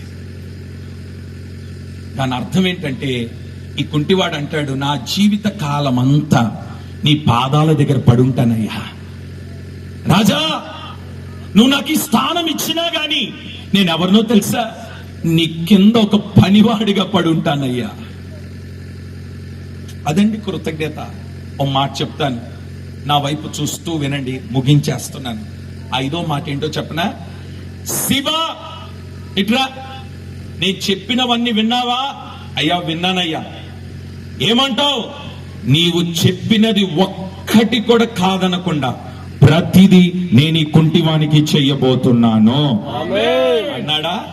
అన్న తర్వాత ఇప్పుడు సీబాకి ఏమని చెప్పినాడో చెప్పనా? ఇది ముగించేస్తున్నాను వినండి. ఏమని చెప్పినాడంటే, ఈ రోజు నుండి నా కుమారులు రాజకుమారులు, నా కుమారులు తినేది రాజభోజనం, నా కుమారులలో ఒకడిగా అతన్ని తీసుకొని వచ్చి కూర్చోబెట్టి నా కుమారులతో పాటు భోజనం పెట్టు. హల్లెలూయా. Praise the lord. బాబా, ఏం మాట అండి, చదవండి ఆ మాట. 11వ వచనం. కాగా మెఫీబోషెతు రాజకుమారులలో ఒక్కడైనట్టుగా రాజు బల్ల యొద్దనే భోజనము చేయి, రాజు బల్ల యొద్దనే భోజనము చేయుచు ఉండెను. హల్లెలూయా. గుర్తింపు లేనివాడు, తలదాచుకున్నవాడు, కంపు కొట్టేవాడు ఇప్పుడు ఎక్కడున్నాడో తెలుసా? రాజకుమారులలో ఒకడిగా కూర్చొని రాజభోజనము భుజిస్తున్నాడు. ఈ రాత్రి ఇక్కడ కూర్చున్న దేవుని బిడ్డలారా, నా వైపు చూస్తూ మీరు స్పందించండి. నీ జీవితాన్ని దేవుడు ఎలా మార్చబోతున్నాడంటే, రాజకుమారులలో రాజకుమార్తెలలో ఒకరిగా నా దేవుడు చేర్చుకోబోతున్నాడు. రాజు నిన్ను చేర్చుకోబోతున్నాడు. రాజు సన్నిధిలో కూర్చోబెట్టబోతున్నాడు. రాజుకి ఇచ్చిన ఘనతనివ్వబోతున్నాడు. రాజు తినే శ్రేష్టమైన ఆహారాన్ని దేవుడి రాత్రి నీకు పెట్టబోతున్నాడు. రాజకుమారులలో ఒకనిగా. ఏమండి, ఈ రాత్రి మాటలు విన్న తర్వాత నీ చరిత్ర మారదని అనుకున్నావా? ఈ రాత్రి దేవుడు మారుస్తున్నాడు. రాజకుమారుల్లో ఒకనిగా ప్రభు నిన్ను చేర్చుకోబోతున్నాడు. రాజకుమారుల్లో ఒకనిగా నిన్ను చేర్చుకొని రాజభోజనము దేవుడు నీకు పెట్టబోతున్నాడు. ఆ రాజు ఎవరు కాదు, మన ప్రభు అయిన యేసుక్రీస్తు. గుంటూరులో ఇలాగనే ఒక సభలో ఐపీసీ చర్చిలో వాక్యం చెప్పినాను. ఈ వర్తమానం అయిపోయింది, మైక్ అలా ఇచ్చి దిగిపోతుంటే ఆ ఐపీసీ చర్చ్ పెద్ద అయిన దైవజనుడు, చాలా పెద్ద వయసు, పరిగెత్తుకుంటూ వచ్చి నన్ను గట్టిగా కౌగిలించుకొని, అయ్యా, ఈ గుంటూరు పట్టణంలో మా పరిచర్య జరుగుతున్న సమయాల్లో ఒక యవనస్తుడు ఒక బ్యాగు తగిలించుకొని అందులో బైబిల్ పెట్టుకొని మా దగ్గరకు వచ్చి, అయ్యా, ఓ పాట ఇస్తారా అని అడిగేవాడయ్యా. మేము ఆ యవనస్తుడి యొక్క వాంఛ, ఆ సేవకుని యొక్క ఆసక్తి చూసి మేము ఆయనకు పాట ఇచ్చేవాళ్ళం. మా సభల్లో ఆయన పాట ఇచ్చేవాళ్ళం. అయితే కొన్ని దినాల తర్వాత ఆ కుంటివాడైన ఆ వ్యక్తి బ్యాగు తగిలించుకొని మా దగ్గరకు ఒక పాట కొరకు వచ్చినాడు. అతని సేవ ముగింపులో ఆయన డేటు కొరకు వెళ్తే కూడా డేట్లు దొరకలేదయ్యా, అంత గొప్ప దైవజనుడిగా దేవుడు అతన్ని మార్చున్నాడు అని చెప్పినాడు. ఎవరండి అన్న, దైవజనులు యేసన్న గారు. బ్యాగు తగిలించుకొని బైబిల్ పెట్టుకొని ఇలాంటి మీటింగ్లు జరుగుతూ పాట పాడుతాను అన్నాడట. అలాంటి దైవజనుడి పాట కొరకు ప్రపంచమంతా ఎదురు చూసేదండి. అలాంటి దైవజనుడి రాక కొరకు ప్రపంచం ఎదురు చూసేదండి. అలాంటి దైవజనుడి డేట్ కొరకు ప్రపంచం ఎదురు చూసేదండి. నేనంటాను, గుర్తింపు లేని ఆ వ్యక్తిని దేవుడు ప్రపంచమంతా గుర్తించేటట్టుగా చేసున్నాడే, గల కారణం ఏంటో తెలుసా? రాజ సన్నిధి. ఈరోజు ఈ వేదిక మీద ఉన్న దైవజనులందరి మీద నేను ప్రవచనం ఎత్తి మాట్లాడుతున్నాను. మీరందరూ గొప్ప గొప్ప వేదికల మీద దేవుడు మిమ్మల్ని వాడుకోబోతున్నాడు. లేచి నిలబడదామా?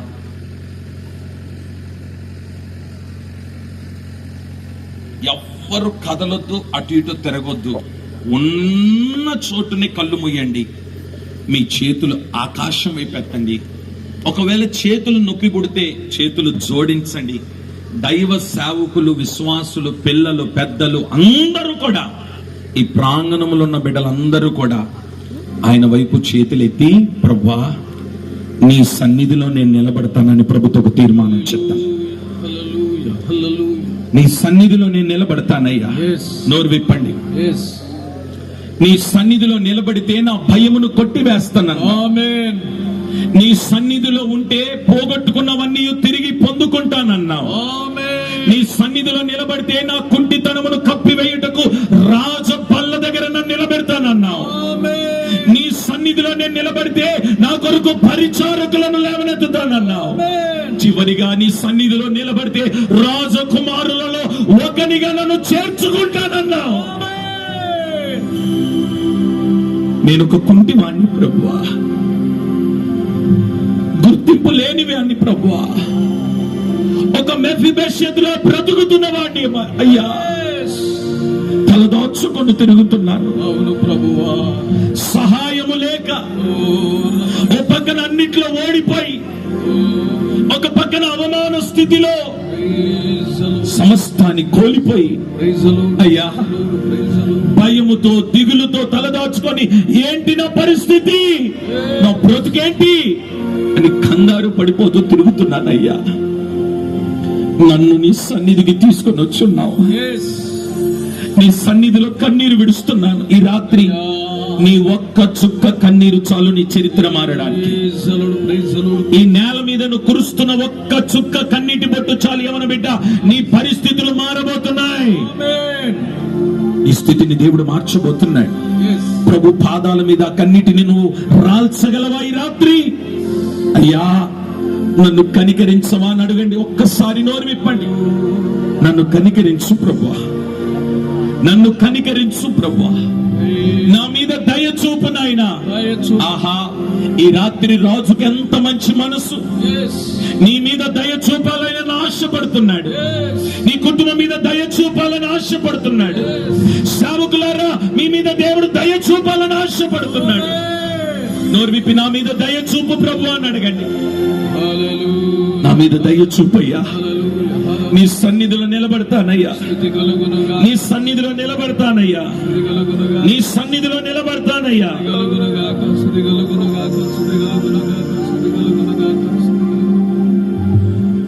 నీ సన్నిధానములో సంపూర్ణ సంతోషం, ఆరాధించుకునే విలువైన అవకాశం.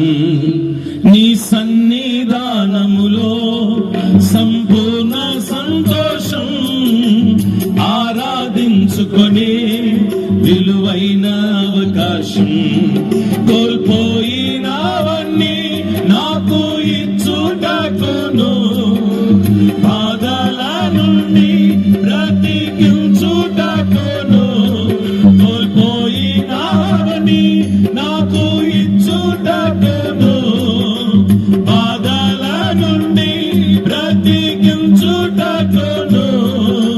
నీవే రాకపోతే నేనేమైపోదును, నీవే రాకపోతే నేనేమైపోదును. నేనుండాలేనయ్యా, నే బ్రతుకాలేనయ్యా, నేనుండాలేనయ్యా, నే బ్రతుకాలేనయ్యా. నీవే లేకుండా నేనుండాలేనయ్యా. స్వరమెత్తి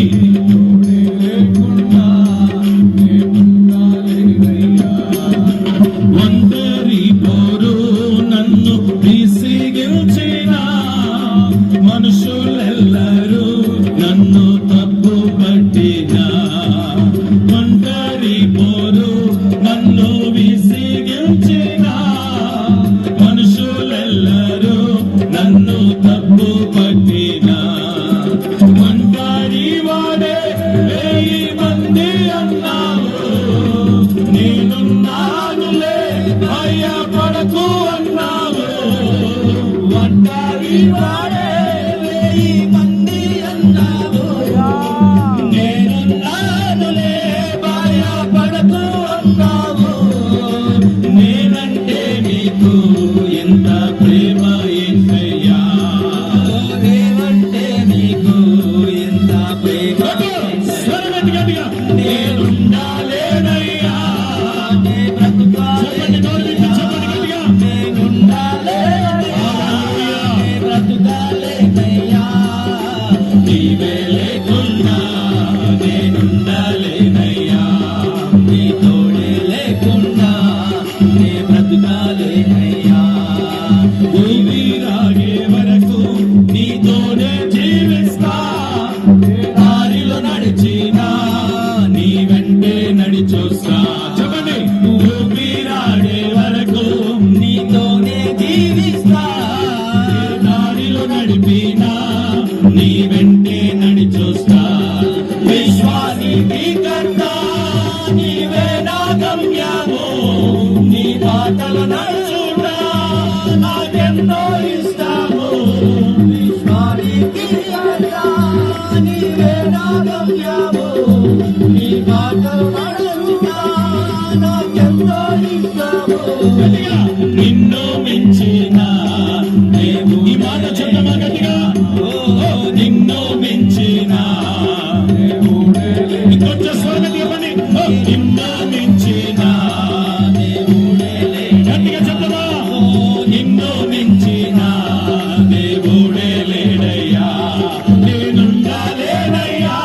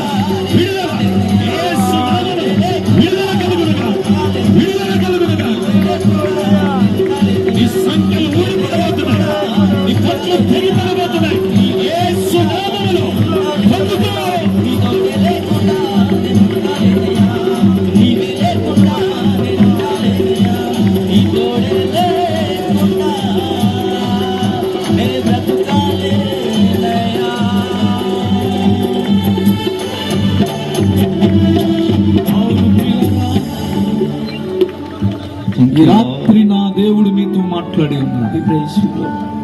ఇదిగో ఈ రాత్రి నీ మీద దయ చూపడానికి, నిన్ను కనికరించడానికి, తన కృప ద్వారా నిన్ను ఘనపరచడానికి, నీ కుంటితనాన్ని తొలగించడానికి, నీకు కలిగిన భయములను ఆయన తీసివేయడానికి, పోగొట్టుకున్నవని నీకు ఇవ్వడానికి, రాజు బల్ల యొద్ద నిన్ను ఘనపరచుటకు, నీ కొరకు దూతలను ఏర్పరచుటకు, రాజకుమారుల ఒకరైనట్టుగా నిన్ను సిద్ధపరిచి అనేకుల ఎదుట నీ తలపైకెత్తుటకు ఈ రాత్రి నా దేవుడు నీ ముందు నిలబడి ఉండగా ఇంకా దేవుని దయకు దూరంగా ఉన్నావా? ఈ చివరి రాత్రి మారు మనసు పొందకుండా, పాప క్షమాపణ నిమిత్తమై బాప్తిసం పొందకుండా దేవుని రక్షణకు దూరంగా ఉన్నావా? నీ కొరకే ఆయన తన సన్నిధిలో నిలబడి ఉన్నాడు.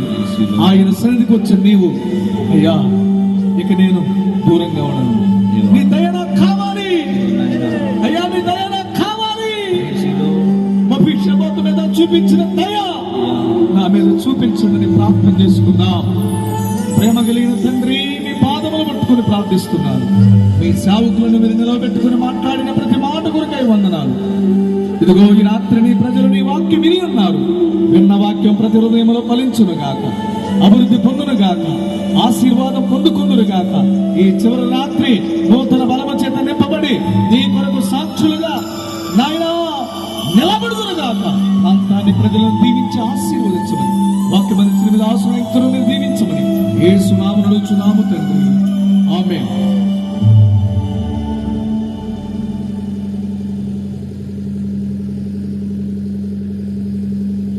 హల్లెలూయా. ఒకసారి బిగ్గరగా హల్లెలూయా చెబుదామా? బిగ్గరగా. ఆశీర్వాదింపబడిన వారంతా ఒకసారి హల్లెలూయా. హల్లెలూయా. అందరం ఒకసారి కూర్చుందాం. దేవుడిచ్చిన ఈ గొప్ప తరుణముకై, అద్భుతమైన వర్తమానముకై దేవాది దేవునికి కృతజ్ఞతాస్తుతులు, స్తోత్రాలు చెల్లింపబద్దుడనై ఉన్నాను. అద్భుతమైనటువంటి వర్తమానాన్ని దేవుడు మన మధ్యలోకి తీసుకుని వచ్చినందుకు, అద్భుతమైన వర్తమానికులను మన మధ్యలోనికి దేవుడు తీసుకుని వచ్చినందుకు దేవాది దేవునికి ఎంతగానో కృతజ్ఞతాస్తుతులు, స్తోత్రాలు చెల్లింపబద్దులమై. సెండ్ ఆఫ్ ఇచ్చారు అన్న, సెండ్ ఆఫ్ ఇచ్చారు.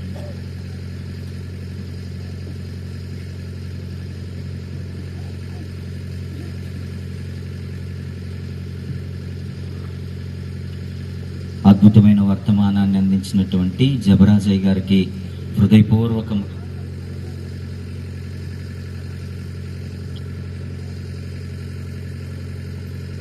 ప్రత్యేకమైనటువంటి వందనాలు తెలియజేస్తున్నాను. వారికి ఎంతగానో మనందరం కూడా కృతజ్ఞులమై ఉన్నామని తెలియజేయటకు ఇష్టపడుతూ ఉన్నాను. పిల్లరా, దేవుని వాక్యం మనల్ని మార్చేది, మన జీవితాలను సరిచేసేది, చక్క చేసేది. విన్న వాక్యాన్ని ఎవరూ పోగొట్టుకోకండి, ఇక్కడే వదిలి వెళ్ళకండి.